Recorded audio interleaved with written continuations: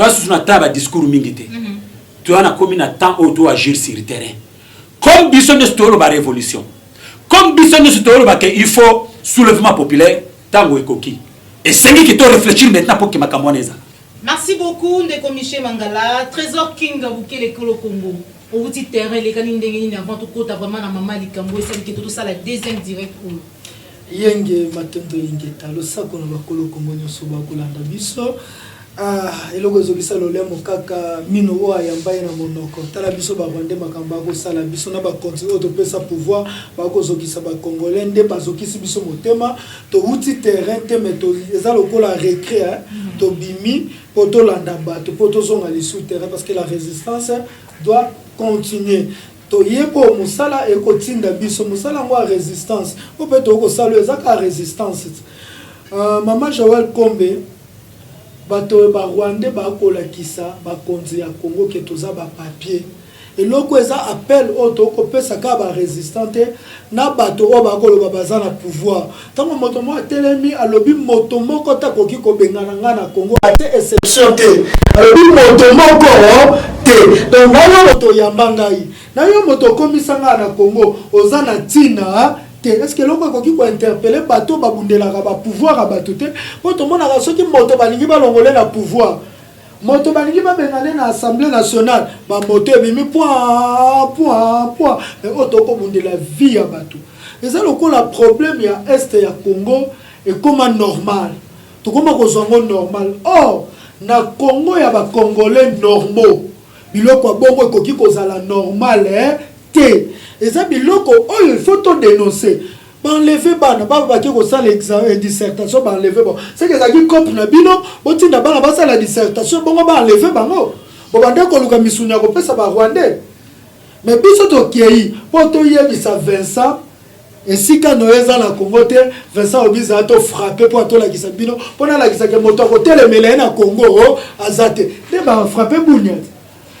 Pendant 3 heures, Bokinde Gualobi, 12 heures, donc Tissiko, pour Tissiko, Bokomona, président Nico Maengel, Ndako, Talabaro, et c'est Tissiko, armée étrangère, Toba rebelle, il y a Kodeko, président. Kodeko, Bazana Bounia, Bazubounia, attaque armée congolaise, c'est son attaque soldat congolais mort. Mais ah, bah, Kobeta Bagaz.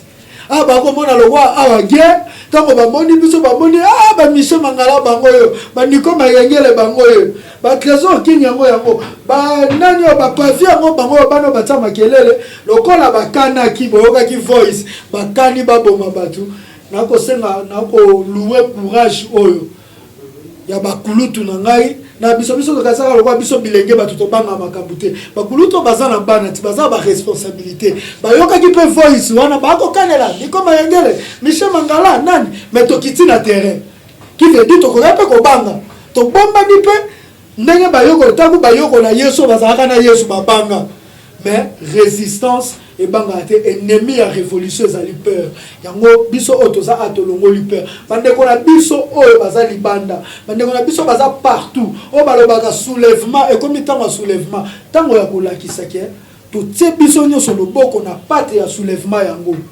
ezali sou ya masolo te et comme asiko to kota biso nyoso to réfléchir to kota biso nyoso to apporter soutien na biso na ba façon tout soutien spirituel soutien moral oh conseil oni mutu to apporter soutien et non ba découragement que ah congolais kutu congolais nakati bambangu ngai kutu mutu soko décourager maman na kangio na bloquer okei. Parce que aux na foi te ngana bomaka jamais espoir. J'ai l'espoir que mon Congo sera libéré. Merci beaucoup Kolo Congo Trésor King Maître Nico Mayengele après Minembwe Ituri tombé na miniti oyo banguna bakoti mabele na biso okoloba nini na bana mboka bakolanda yo. Non mwana mboka ebi ke bato ba omona ngoma seki. Omoni na zaki na simba ki téléphone na kotala ba message ko salema na Minembwe na minute na ngonga oyo. Et au même moment, il y a des gens qui ont distraire Batou, qui ont décourager Batou. Et au moment où Batou Bali na 8000 km à Congo.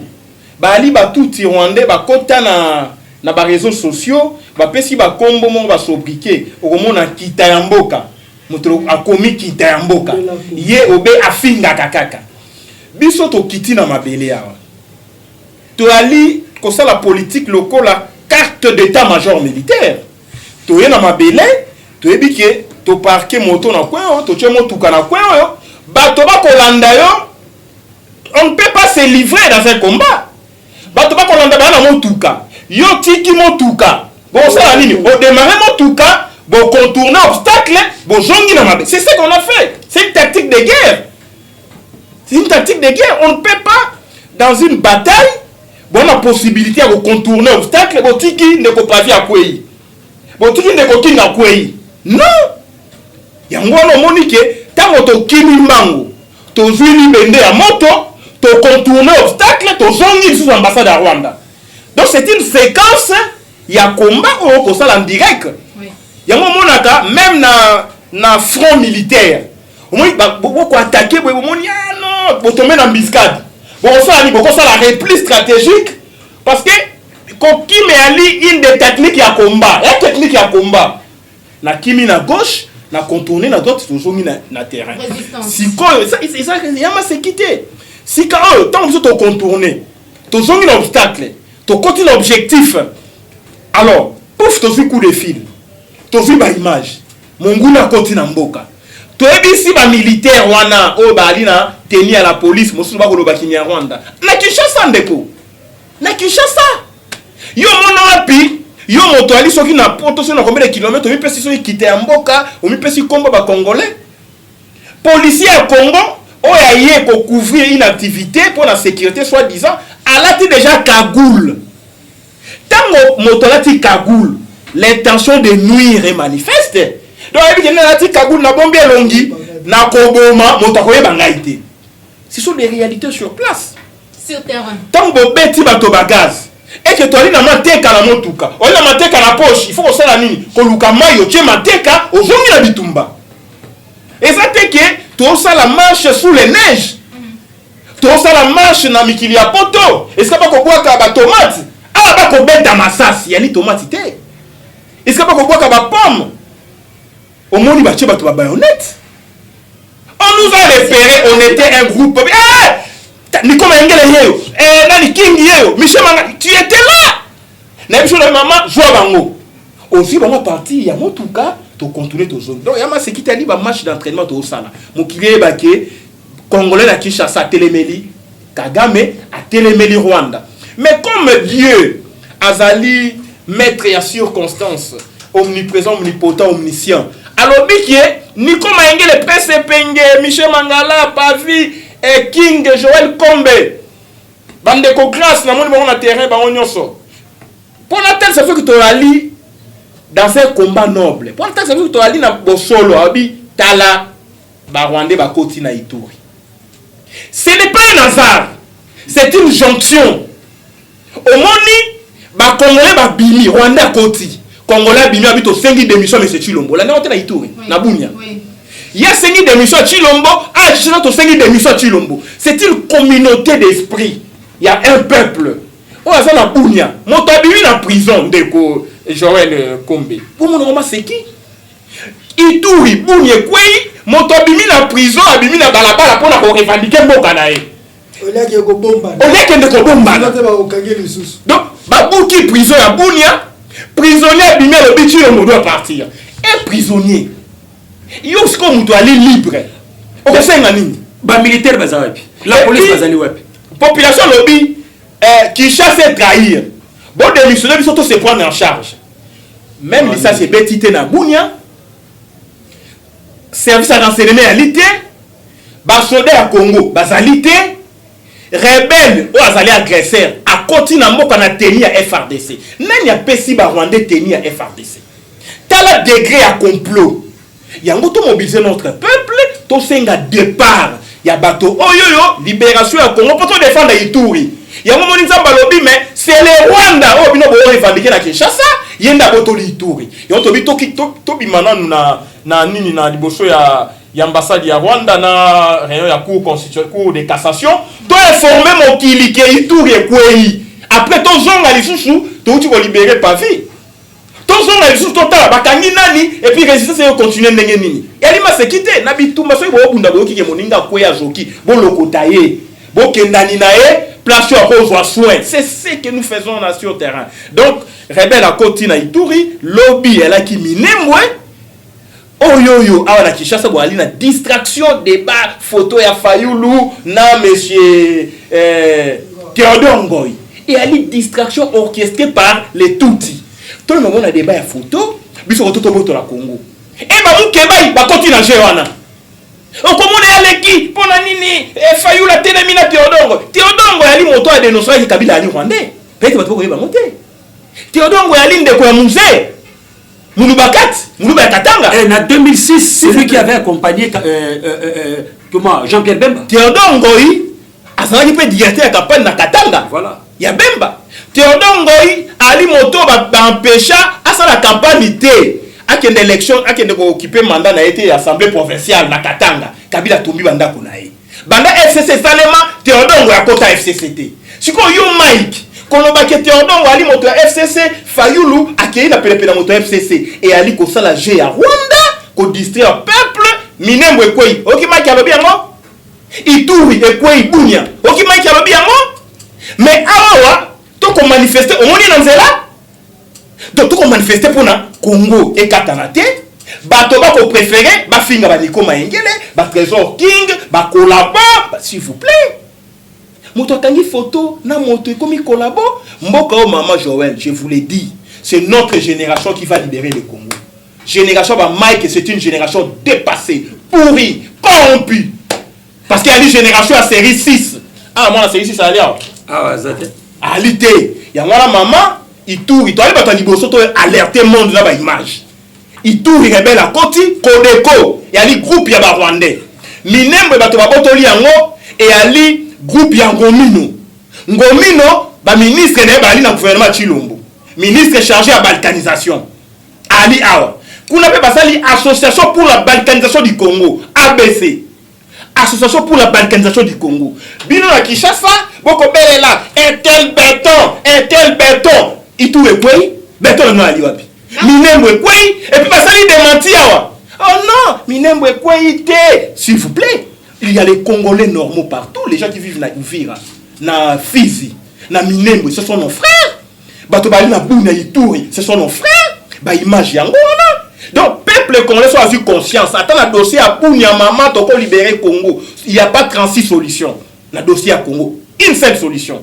C'est la libération du Congo, le départ de monsieur Kabila, monsieur Chilombo par les résistants que nous sommes, les conscients. Alors c'est ainsi qu'aujourd'hui, l'ambassade de Rwanda. Bato amona ma se quitter. Ambassade ya Rwanda et ali na Lukusa. Bokangi rayon ya 1 km. Même pas parce que joa mboka bato ba ça sécurité na moni wana te. Même nani Trump sécurité na moni pour ambassade ya Rwandaalité. Ba ko sécuriser nani? Motalobi beaucoup fa na binoté. Motalobi 10 millions de morts et le kuta. Bola ki s'attaque cadavre vraiment encore. Motalobi na na Congo na kolongwa te. Bwana makasa kolongola ngai te na fandi na mko elakisi nini Congo ekoma ya Rwanda ko décider pour l'accès ya Rwanda abotoli Ituri tant que to défendre Kinshasa a liboso ya nini. C'est la preuve que tout ce que vous faites là-bas solution ali faut mais c'est il mo lo ngwa po biso to bundana bino parce que Rwanda fait to bundana e moi to bundana Rwanda yalité parce que notre armée est entre les mains des Rwandais et entre les mains des collabos entre les mains de traîtres à république. Yango biso to lobi o eza match d'entraînement to kende na bateau tina suka ba fois bachala. Merci beaucoup Kolo Congo maître Nico Mayenge le général à résistance pour résister papa Michel Mangala répression salami makasi la manifestation marche où il y a les lots mais kasi après avoir communité to kolobaka muta kala awa tongo midi poko masolo likambu ya minembo mais lelo itu ekei okoloba nini bana mboka kuna ba kosenga démission ya oya ko kamba mboka na biso Félix Antoine Tshisekedi. Mama makambo to kolobango moi mingi oyebi complot monene et ko sama contre mboka na biso oyebi ke Rwanda à Sala 7 centres de recherche pour étudier si la question de la République démocratique du Congo. Des ordres de Salima, ce sont ces centres-là qui est à la base. Les lozo Kadisusu, les Kambozo Bima, dispute entre ministère de décentralisation et ministère intérieur. kuna ba wela ni ministère balkanisation balkanisation voilà ministère balkanisation et ministère intérieur o kuna ba wela ni ba wela la likabo ya recensement nani akosa sa recensement maman est-ce que natango vraiment nous pouvons encore réfléchir sur le recensement dans notre pays natango auto yebi que la majorité ya batu surtout na est bakoti kuna ce sont des Rwandais les Ougandais Burundais oh bakoti bakomi ba Congolais est-ce que c'est encore le moment tandis que ici à Kinshasa bato bako diriger biso et pelé ba collabo baza kuna na kata régime na kata gouvernement o et belé ya ba étranger bako diriger biso na kata mboko baza kuna bon lelo oyo bo tesa biso ke to ça na no recensement ko bo sanate pisika o to komona ndeko Félix to komona ye ko sala je état moyini comment dirais-je bo mona ki na tango ko prêter serment na ye na ndenga prêter ki serment makasi aloba ki eloko moko peut-être ba tirer attention te ya qu'il faut faire ça recensement pour que ba congolais bazwa nini bazwa carte d'identité madame yango zo mona lelo ke babani suko mema biso lisusu na débat wana mais lelo soki toke recensement donc balingi kota sabiso ke ba ya wana nyonso ba Rwandais ba Ougandais ba Burundais wana ba tout ça ba to wana nyonso bazwa nationalité congolaise donc elo ba bata sabiso yango wana mais par contre to yebi très bien que ceux qui le mboka oyo eza ko résister que balkanisation ça mate pas parce que je parle de la balkanisation physique parce que la balkanisation économique de c'est Salema au monde que na est wana nyonso bakoma ko somba ba biloko na Rwanda na ba Uganda ça c'est la balkanisation économique pour pas pesa bango sentiment que non ah d'ailleurs que tout somba ba biloko awa ata même to kabwani problème au ezate dia c'est to mesana kuna mais notre peuple est mature baboya que parti wana nyonso et kabona na ba reste la province mususu mais lelo ba otalisa biso ke toke de recensement tope sabango nationalité congolaise mama Joël yo monité que kaka bato yo lelo so bazui carte d'identité congolais ba komi ba congolais tope si bango yango yo monité que kaka bato wana nde ba osala manœuvre pour que ba ko déclarer autonomie ya bamboka wana donc ba Ituri Bunya bamboka wana ba revendiquer autonomie na ba province mususu c'est pourquoi madame biso tozo ba makambo wana nyonso nous comprenons nous dénonçons et nous sommes en train de parler là-dessus nous ne pouvons pas accepter à l'ère actuelle même bande ko na biso à diaspora parce que bazo linga ba bimisa élément moko que non dans la diaspora il faut takater cette fois-ci il faut bazo ba carte pour ba ko voter. Ce n'est pas encore le moment. Et nous disons ceci. Nous avons tant parlé. Nous avons tant dit. Maintenant, il y a des Congolais. Qu'est-ce que nous attendons? Passer à l'action. Nous devons passer à l'action, madame. Donc, il y a nous sommes prêts. Ba petit akini bato kanga bango at ba petit na mate mais tokego to libérer bango donc nous devons tous regarder dans la même direction et direction tokotala il y a direction sous oh ya direction oyo pour que to libérer mboka oyo na maboka occupation. Voilà. Merci beaucoup Papa Michel Mangala Trésor King Kolo Congo. Minembo kei tobunda à la Kinshasa c'est vrai que Papa Michel Mangala vous koloba ete ezangonga lisusu ya koloba te parce que tobi mingi il faut passer à l'action. Que faire maintenant? Article 63 de la Constitution Babi 63 Babi tout Congolais a le droit de défendre son pays devant une agression extérieure et intérieure. Tout Congolais. Malgré Babi l'État Mokonzi a organisé armée Tony. Maintenant, on a joué à l'icolo tout Congolais a le droit. Et ça, on a fait ça congolais nyonso to babi tout congolais batangi ekolo te batangi parti politique te babi tout congolais et c'est lobi ngai tango na kozwa conscience ke naza na droit ya ko défendre mboka na ngai ko de ko ekoti nini we sengeli nga na sala po Congo na ngai za défendre po tango l'état a organisé armée moko te po ba congolais ba kota ba défendre mboka et sengeli biso moto s'organiser ngo ko mona na kit ça d'être organisé ba groupe ya résistance on a ko benga maréchal ya résistance au benga général so benga général et bongo ngai trésor qui ngo benga ngana maréchal voilà et bongo papa Michel Mangalo ko benga ena ya za maréchal ya résistance il va général bazali ba roi résistance mais bazali nga za général mais roi de la rue papa ça ngai ibanda donc qui veut dire ba groupe ya résistance fait kola po ba mona ke congolais za isuzo baté groupe ya résistance fait kola lelo yo bato ba ko kumisa botala ta pouvoir ya ndeko na biso Félix pardon na bité na fuka mana bondela bandeko to nini e kuma ko bondelaka bokomona biloko ndeko Félix a ko sala eza biloko mo éphémère o koleka mais biloko bambeba ko sala eza bambeba mo éphémère te bambeba o ko tikala o ko pesa biso pasi biso na bana biso tango ba armée étrangère et ko occuper Congo donc si lobby to ko bimisa ngona facilité soki ba yebi mboka ba yebi ba tio ke ah to to kia to ko bomba na bien ah to sali lobby e ko koma guerre na bana na biso lelo ba ko kumisa so de moutons na lo lenge ba construire ngo na ba bande de fer wana 30 zebele na kuna lo ba chauffeur ko matisa ngakuna ko ki osilika po to yebi te mbula ni e ko kweya mais bilo bokumisi so de moutons bilo bokumisi oh ba uti ko so 50 millions de dollars pour créer 1 million d'emplois na mboka ya 100 millions d'habitants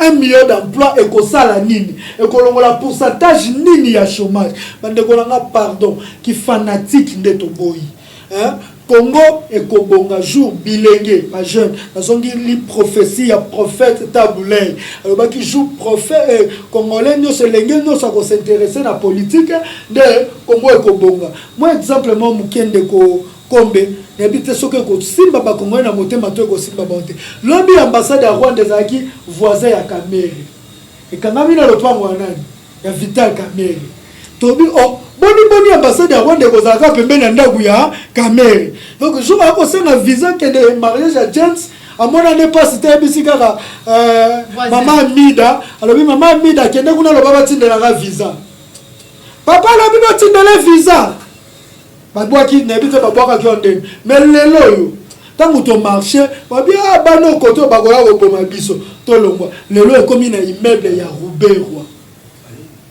Bon, imaginez, Congolais comprendre le qu'on habite et le qu'on dit de côté à Congolais collègues oyo. Parce que ça comme il a immeuble à Ruberwa et lui Kolobanini. Ah Ruberwa ont préparé identification. Mais combien de Rwandais on va voir quand on a immeuble wana pour identifier bango nanzela Ruberwa. Bandeko tolinga te Congo ekende po lobi to loba Congo ese nini ekei na pasi na motema na mawa ya bandeko na ngo bako kufa na est ba bilenge o ba enlever bango zoka mwana na yo okende musaba bi mwana ki osa dissertation ba enlever après yo leki lobi fati beto to kata mawa baninga to mitsana place ya baninga tango ba obi nini personne humaine est sacrée article je pense 16 hein, président Nico Mayengeli 16 la constitution la personne humaine est sacrée 16 la constitution babi moto na biso babantu moto azali sacré mais ba ko boma batu les premiers 22 personnes ba kufi na kivu 22 donc 22 personnes beaucoup mona moké tant moto moko aza sacré bo 22 personnes bazali plus que sacré hein boni bandeko na biso mo ba mbongo a mikie o ba bengo na parti politique ba bengo mbongo obungisi ki bomoto obungisi ki muntu parce que bantu muntu toza batu obungisi ki moto wana nous sommes le seul peuple na monde o bazwa kombo ya nzambe mukie a Congo mongali congolais bon to bungisi parti ya kibonzambe wana yango komona tozaka accueillant malgré tout ko ya mabango ba ko nyokola biso mais qui tout y engoué pour babi dis-moi qui tu fréquentes et je te dirai qui tu es donc quoi tu commis qu'on fréquenter ba tout y a tu commis ba to kolia bato koyoka liso bato mawate na bengi belenge nyonso po to ko kende na indépendance ya jeunesse to longola jeunesse na manipulation ya ba parti politique kaka bilenge wana na sepeli po na commune na ngala matete na pesi longone na bilenge matete bilenge tout o ba pesa ba machette et pas ya batu ya kawana ba ye ba bi no trésor king to ko zo machette to munda pona mboka bilenge na ba ye to ki ambassade ya Rwanda po ba pesa machette po bundela Congolais yo bite na kitisi yango soki bilenge ya Congo nyonso ba pesa mbongo zimbongo na bite o mbongo na bundisa bango kana mbongo na bango de Congo ou Ekobonga.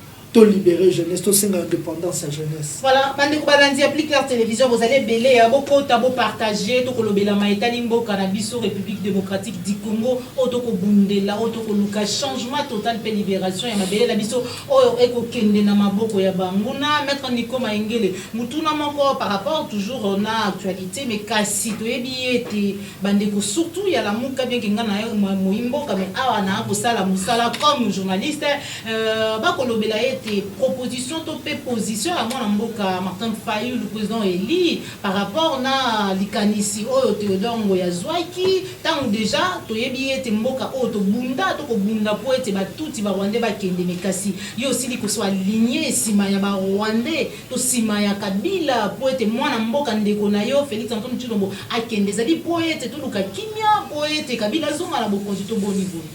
Tango ye moto ko benga mwana mboka ya Congo basimbisaki eloko ya moyibi aboyaki te pona nini Monsieur Kabila a joué eloko ya peuple apesi Monsieur Tshilombo kiti na yote okofanda pona nini moto bafandisi na nzela ya mayuya soki balobi ba destituer fraude et pas ya bato kaka bachaki na kiti ya fraude problème na biso ba kongomani ali wapi moto achaki Kabila Monsieur Tshilombo na kiti wana ali nani Monsieur Kabila tobundisi Kabila tolobi ayina ba Rwandais na ekolo uta musée pour to abosa na rake Kabila yakande na saki ya James Kabarebe o akoma ki chef d'état-major ya Congo ye alaki mokitani na ye plus tard adjoint na ye sika awa to telemi to bundi to bengani Kabila fukami makali akwei makali abangi ko proclamer Shadari oyo ko benga ndeko babengi ye okoboya te yaka au trahir Congo. Au Congo y a te tant on dit qu'on trahir Congo. Ba fondation na bonga. Kabila a majorité na parlement, na sénat. Tikelangai parlement, yo zo obé tapis rouge. On dit mi. Si kao pour ko destituer motoana et ko senga Fayulu te king te Michel Mangala te et ko senga majorité à parlement. Majorité à parlement ya linani Kabila. Ce qui va longoli moto ya Kabila. Po mais c'est Tshilombo ali moto ya Kabila FCC cash.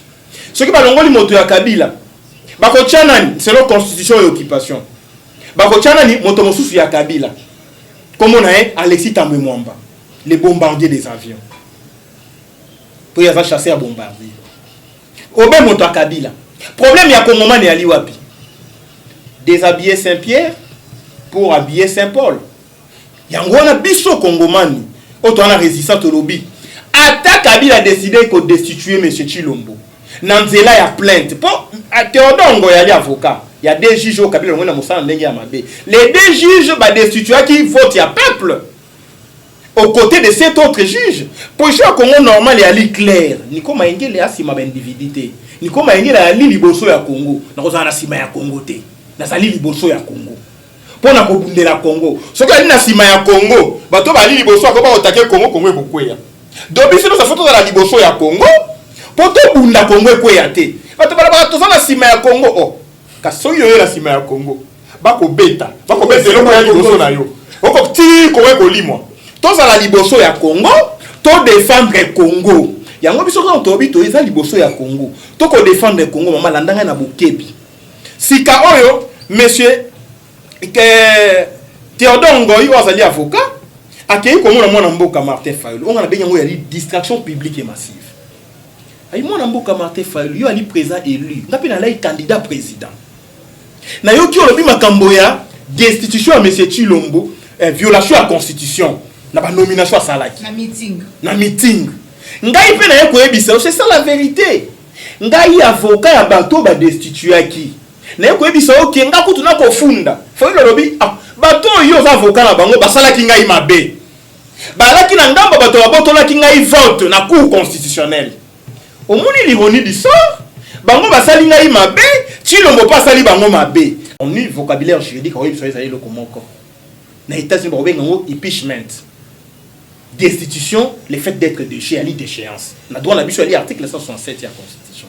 Si kamo yo balobi pona monsieur Tshilombo te yani mambo Tshilombo te ali institution président yo so occupé on na ndenga mayuya so yo ba ko isa yo Théodore ya sali plainte na par exemple et qu'il y a un parquet général moto avec un parquet général magistrat parquet général nani moto Tshilombo auto nommé magistrat parquet général après la cour constitutionnelle moto Tshilombo nommé si kawe alors qu'il faut faire de la plainte na ko même on a parlé maté parce que les magistrats du parquet to bien créé organe de la loi qui juge de l'opportunité de l'action publique aux hommes est-ce que distraire peuple non ils sont sur le plan technique bato ba ko assimiler Fayulu na FCC ali motema mabe et ali je ya Rwanda Congo katana to kipe makambo bozoba tango bako kota na est c'est un laboratoire si quand Godem pour nani mais c'est Théodore Ngoabi na tiki na nous plainte 30 secondes maman Nathalie ça na bokebi pour player ba na côté si plainte exemple na côté si plainte parquet général près la cour constitutionnelle a examiné obi na senga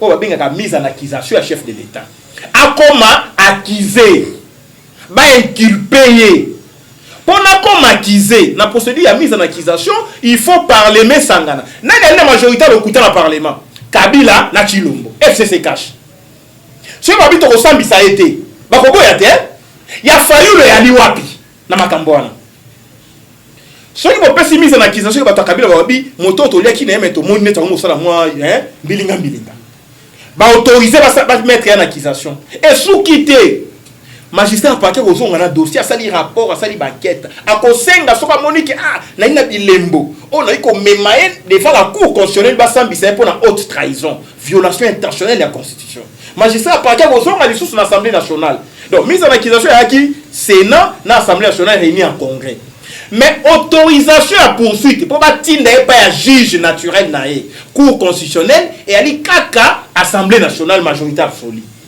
à kozonga sali demande demande ya décision ya poursuite na kosenga na assemblée nationale bo autoriser ngai na fundanier na cour constitutionnelle pour na sali banquette na Monique ali na likambo assemblée nationale na li majorité FCC cash il a fallu le ali wapi monsieur Kabundo chama kile na Kabuya ba vota ka bango nani ba vota Kabundo na 350 députés akena ni na limité bobete la Kabila maboko to aller obé na 30 députés na 350 voix ba ta Kabila ba pesa ibo konzi bobete la maboko ali moto malamu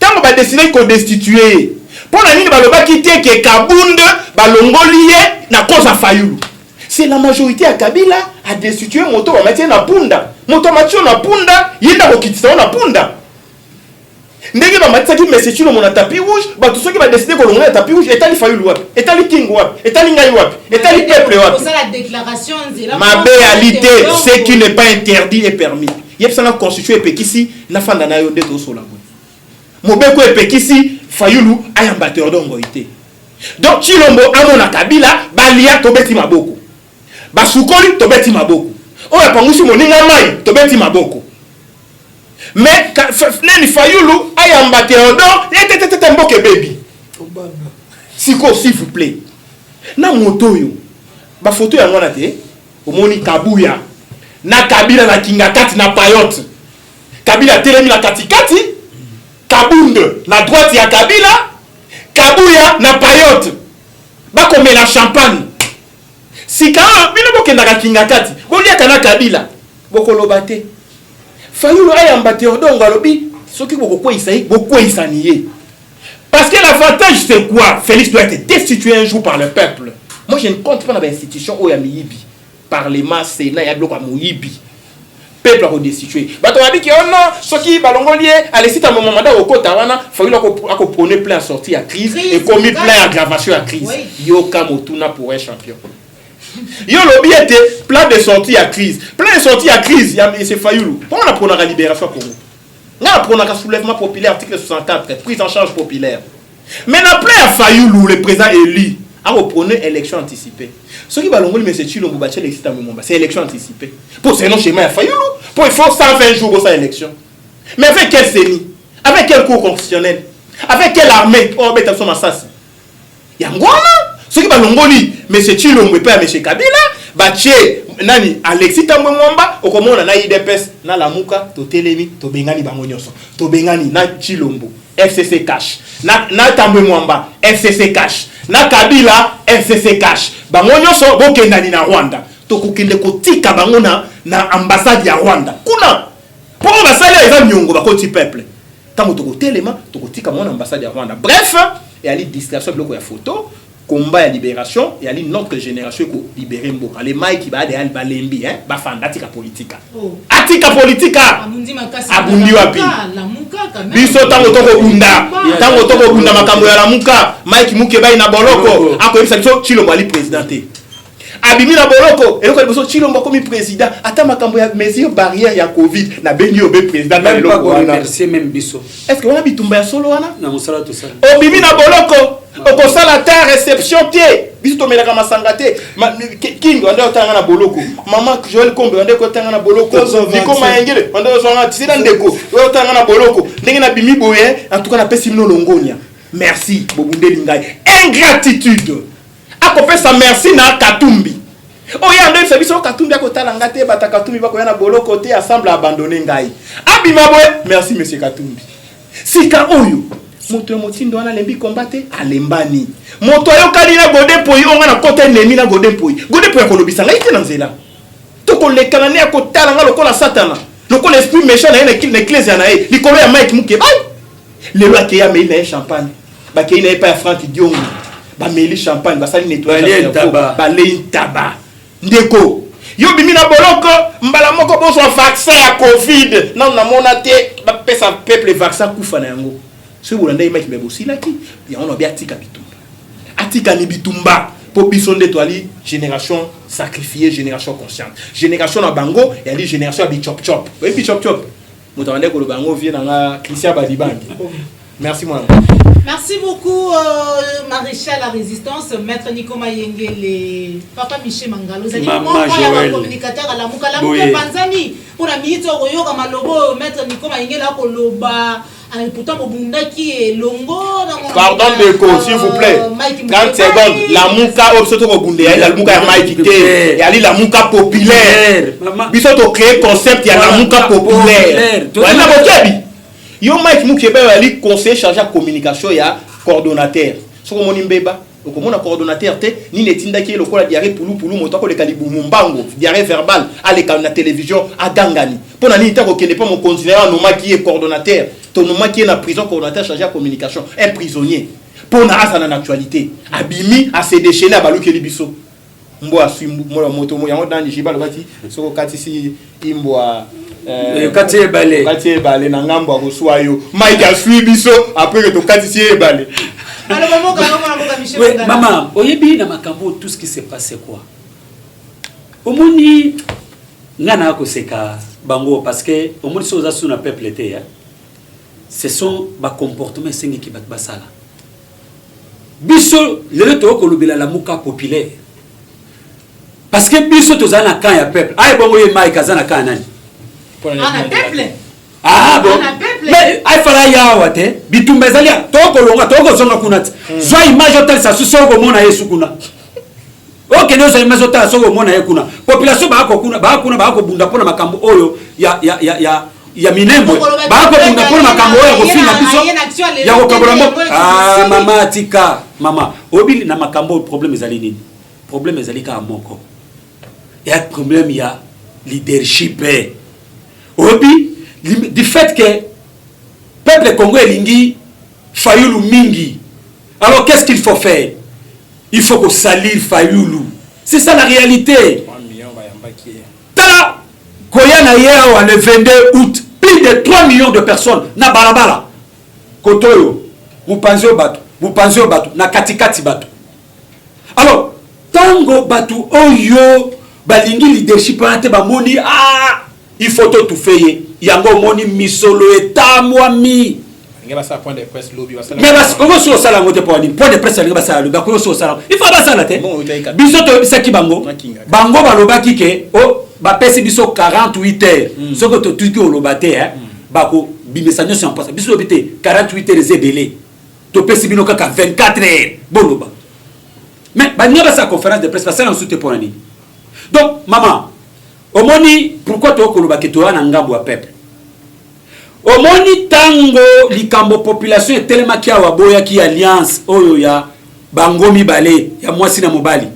ya FCC cash tango IDPS kabuya kabund babandaki koloba batu ya FCC balobi no cash na lamuka balingi kozongisa Genève lelo oyo tango le président légitimement élu Martin Fayoul a soutenir action ya Théodore Ngoyi batu ya FCC balobi nini oh qu'est-ce que je dis batakash balobi nini balobi non Fayoul alingi kosala alliance na nani na Kabila est-ce que sommes en contradiction yango biso to lobi ya maman Joël biso tozali na ngambo ya peuple biso tokosala oyo peuple akosenga obina mama likamone ezali nini somo ezali nini omoni tango président Fayoul azongi ayambaki bino pete mama Joël omoni tango azongi alobi na Sainte Thérèse alobi flamme ezala kopela parce que tokinogolala na kati ya palais du peuple wana ebangisi bango elengisi bango yango biso tolobi ntangu eko balobaka nini na Kikongo ntango ifweni balinga te peuple congolais va appliquer l'article 64 de notre constitution parce que toko linga te ke ba Rwandais ba dominer biso kino wapi depuis Laurent Désiré Kabila kota na katia kota mabele na katia mboka au Congo nde to mona ba infiltrer to mona occupation et quota mais maman to continuer ti wapi plus de 20 combien plus de 30 ans 23 ans oh occupation maman ti wapi cette fois-ci nous devons mettre fin avec domination wana occupation nous faut to ça lango croix peut-être le libanda. Voilà. Merci beaucoup. Merci beaucoup Trésor King qui est l'école au Congo. Pour finir, réaction na yo par rapport à makambo koleka yo mikolo te koleka o te o satakila ba pono ngwanda ba pesi yo kanya kole na ngambo ba tonda lamuka lelo lisusu to moni mais finalement position ya Trésor King par rapport na maye koleka na ndenga politique na résistance te pour ko bundela mboka na yo ezani ndeko s'il y a sepela na suki nyoso ndoto te suki s'il y a mundu asepela na suki ya moto po ayebi ke wana kozala ya kobomba na malamu suki ya moto et pas dans notre Trésor King eza population nyoso tu eza na suki problème ya Trésor King na politique ya Congo ezala kana lobaka ngo na za na vidéo mo pour no kotisa kite na obi la politique c'est conquérir le pouvoir et concevoir le pouvoir là na za na révolution ça soit fait un changement donc à ta président Nico Mayengele po yemo pate ya ngaza na plateau soki abungi nzela na sa nini abimisi mandoki na koloba atoza na plateau nga mandoki na nga ezalaka so na tebe kaka so na tebe moto nyonso aza liboso akwei mpo naliaka na ndako ya moto te mais nalia michopo ya Kabila nao te nalia manzaka ya nani te ya Félix te nalia minu ya mutu nani lisusu te mais nalia ndunda ya Congo nalia matembela ya Congo pondo ya Congo na makambo wana nyonso na koloba nini suwe na ngo ezaka na proposition ya sortie de crise na ngada na pesa ngo kala ezete Alexis Tambwa comme président biso tout ozonga na combat la proposition à sortir de crise na polani ezaka facile bon tellement que fanatisme ezo dominer omoni na ndako so comprendre que loko mema bato na distraction yango bombe loko wana okomona so lobi na bana s'il vous plaît nous comprenons que eza pouvoir ya ndeko Félix Chilombo nde mutu ekomema batu na distraction. Lokola ekomema batu na distraction esenge to sa nini. To bomelo wana se fesi congolais conseil à ça nini. Abimi fanatisme kosila. Lelo to komona ba chaîne tout fanatisme. Pour le président Martin Fayulu, qu'est-ce que moi je dirais? La politique, on vous a toujours dit que la politique est dynamique. Oui. Ton ami d'hier peut être ton ennemi d'aujourd'hui. Ton ennemi d'hier peut être ton ami d'aujourd'hui. Et bon, tant que vous avez salaki, il est peu ce salaki dynamique. La politique est dynamique. Et Kabila Zaki est ennemi à il est peu ça comme ami à il est peu. Ce qui a été le comme ami à président Martin Fayulu, ma belle, ou à tout la politique. Pour la politique, à ma boucle émissaire. La politique a beaucoup de messages sont encore kufa mutuana. Ba comprendre que biso tout aux rayon moko. Ce qui est pas la biso cette dynamique et pas on dit un peu faire la dynamique. Mais biso la révolution est constante. On va comprendre. Dans la révolution, la révolution est constante. N'est na bandana patriotisme, faut na kufa na patriotisme et ça politique oyo. Président Nico Mayengele a été yangai. On m'a dit Lumumba. Tant que le Mundela a ennemi, Lumumba a koufa. Atikala jamais qu'on change la politique est dynamique. D'être Bengani Bamindele Bakoma Baninga na biso. On les a politique à Bakasavou. Il est resté comme ça. Oh, nous avons bien fait indépendance, c'est égal après indépendance, papa Longwa la Congo.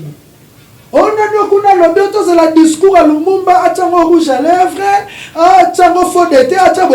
Le discours est que donc un bon révolutionnaire soit comme un politicien ou comme un politicien patriote. Donc c'est un politicien nyonso ba le kan école ya résistance, l'école ya révolution. Pour ceux qui sont patriotes, c'est ça la révolution.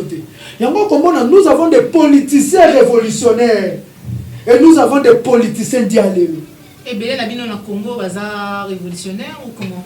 Et belé sur baza dialélo. Au moins ba révolutionnaire batikali mukie. Au comment so comme révolutionnaire ndeno kotambola na Prado. So comme révolutionnaire ndeno kosomba ndako munene. Eza ndenge mona ba journaliste. Comment un journaliste révolutionnaire a la vérité si vous dénoncez. Eza ndeko moko aka oyebisa ngabi. Au moins journalisme oko sala ko attaquer ba mikolo ko kufa pauvre. Au moins ndeko wana babengi se pa motoboye ba pesi mutu kakangi monoko. Eza le roi journalisme oko lutte les ara banda ko asalaka. So ka zani élément na yena bureau na solo bina za bord na beta yo toto solo. Yo moko biteto côté. Toke kota ndeko Mike Mukebai. Ndeko Mike Mukebai président Nico awa. Quand on a chargé qui m'a donné na beta président Nico abitika ndeko uti boloko akokufa na tension. Kananga déjà. Mais tant qu'on a bimi pour na yebisa batu. Bon, zo vaccin de comment qui Mukeba obi bo zo vaccin. Mais président Nico Mayengele moni moto o défendre qui na ngai ta kozala muta liboso ya ko. O moni moto défendre qui na benga président Nico Mayengele obi moni moto défendre qui bo yebisa minduki na ngambi mato. Obi trésor za na motema bo moto. Na zo ki motema bo moto na taki na place. Tango eko koma andimi. Yamoko na boloko tokenda na ba papa Michel. Tofandi na kata boloko nani azo regretter abi Eliezer ba Daniel Safou ba Christelle ba kotala ngati metama bimi voilà mes amis biso ba oyo to baneko kotala abenga biso ba amina abimi akomi moto à partir à Moïse Katumbi. Oh Moïse Katumbi est l'ami de Kagame. Ami de Kagame oh Katumbi na poto Kagame akobenga ye. Tamba za moto Katumbi directement sa moto ya yo compagnie occupation yango boko mona to na bisa bino Marcel Foko télévision na banda lobi to koyeba batu Maki Mukebai a des journalistes occupants a des résistants occupants autant oui tant biso to ça marche na ambassade avant d'abord ke MONUSCO po ba kwande ba bitu to bombe ngana de bato MONUSCO po bato MONUSCO bazana ba archive na biso nde to bomba batu botika biso ba Rwandais bila boke na Rwandais te j'ai dit que ndeko Maki Mukebai c'était Rwandais. Et nous sommes tous les gens qui sont Rwandais pour nous sommes au Mali na poto ndeko ke Belgique tant ko ya ba obenga ona na kabando benga baba Belgique afada ni pena Rwanda ya afada na Rwanda ce que vous dites France to benga ta la français ta la parisien oyo ndeko Maki Mukebai ta mafandi na Rwanda tant ko ya akomi déjà na ta la Rwandais oyo ndeko Maki Mukebai alors baba nyamulenge bandeko na biso boyoka to boyoka te. Et pourquoi vous êtes s'étonner dans ma cabou oh déjà to lobaka là bande ndeko Maki Mukebai ya bima ba trésor ki kokanga mana na sala assemblée ke na koloba mama o abota ngai ceux qui mokolo alobi j'accompagne l'occupation à bosani trésor king azesu mwana na ye. C'est ça le combat. Voilà. Merci beaucoup Kolo.